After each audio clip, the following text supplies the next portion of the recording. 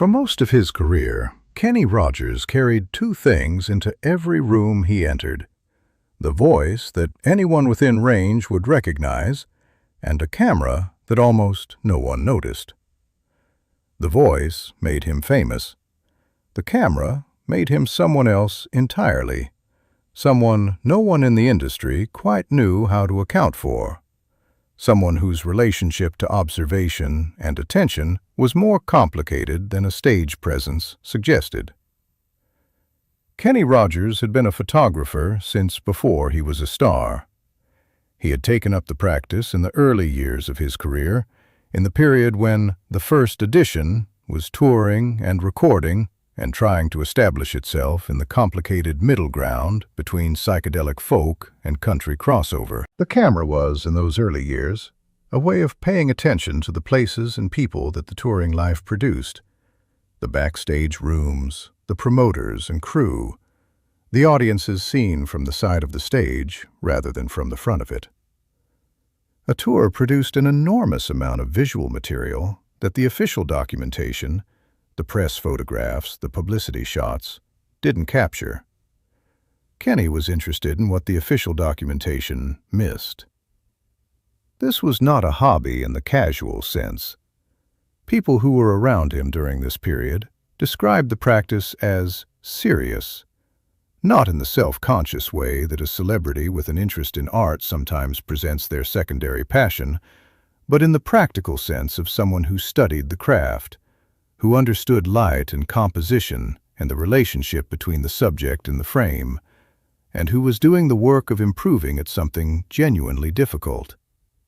He read about photography. He learned darkroom technique. He invested in equipment not as status objects but as tools, in the manner of someone who understood what specific tools were for. In 1986, Kenny Rogers published a book of his photographs titled Your Friends and Mine. The book was a collection of portraits, people from his life and from the broader world the touring life had brought him into, captured over years of sustained attention. The subjects ranged widely: fellow musicians, crew members, people he had encountered on the road, people connected to the entertainment industry, and people who weren't. What the photographs shared was a quality of intimacy that formal portrait photography often struggles to achieve: the sense that the subject had forgotten, for the moment, that a camera was present. The book received a response that was, for people in the photography world, distinct from the response to a celebrity vanity project. Critics and photographers who reviewed it engaged with it as photography rather than as a cultural curiosity. The work was discussed in terms of its compositional choices, its use of available light, its relationship to the documentary photography tradition. The consensus was that the book represented genuine work, not the polished output of a famous person applying professional tools to a passion project, but the accumulated result of years of serious practice. Within the music industry, the response was more ambivalent. Country music in the mid-1980s was an industry primarily interested in what artists produced for commercial purposes: the recordings, the tours, the television appearances, the endorsements. A photography book was outside the category of things that the industry knew how to process. It was neither a commercial product in the usual sense, nor a charity project, nor a celebrity autobiography. It was art, or something close to it. And the industry's relationship to art that didn't produce chart positions was, in that era, politely uncertain. Kenny Rogers was largely unbothered by this uncertainty. The photography was not something he needed the industry to validate, because it wasn't for the industry.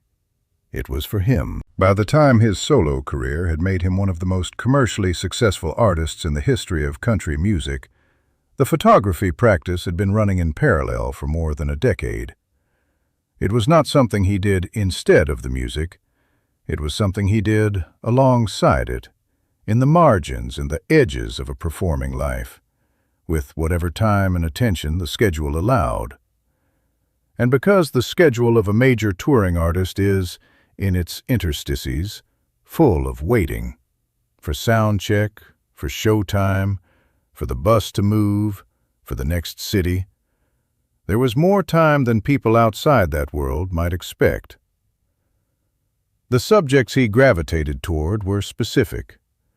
He was drawn to people, not the official version of people, the posed photograph in front of a recognizable backdrop, but people in the unguarded moments that a camera, handled well, could extract from the flow of daily life. He photographed people backstage and in hotels, and in the ordinary environments that a touring schedule deposited you into. He photographed people who worked in the music industry and people who had nothing to do with it.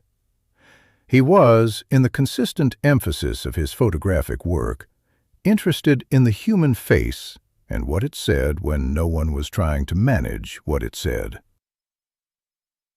This was the aspect of his photography that people who saw it found surprising in the specific way that art surprises. Not because it was technically accomplished, though it was, but because of what it revealed about who was making it.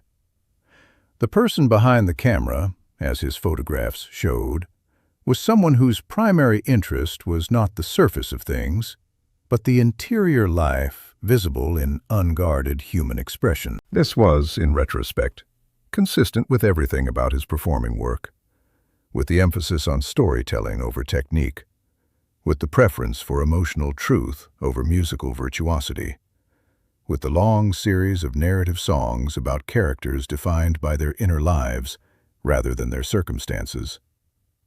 The camera just made the attention more visible. He continued the practice throughout his career.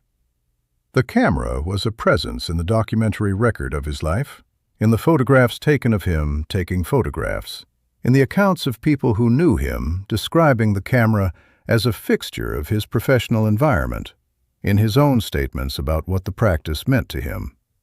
He was, he said in various interviews over the years, interested in what people looked like when they didn't know they were being watched. This was, he recognized, a strange thing for a person who had spent his entire adult life being watched to care about. But the strangeness was part of what made it valuable to him. It was the angle no one else was looking from.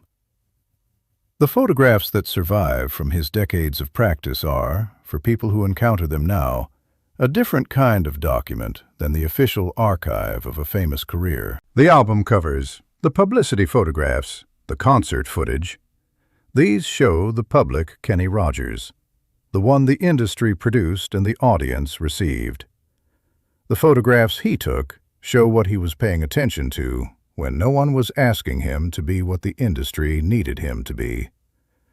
They show a person who was, in the most practical sense, genuinely curious about other people, not as audiences or as professional contacts, but as human subjects whose faces and expressions contained information he found worth preserving. That is not a description of a hobby.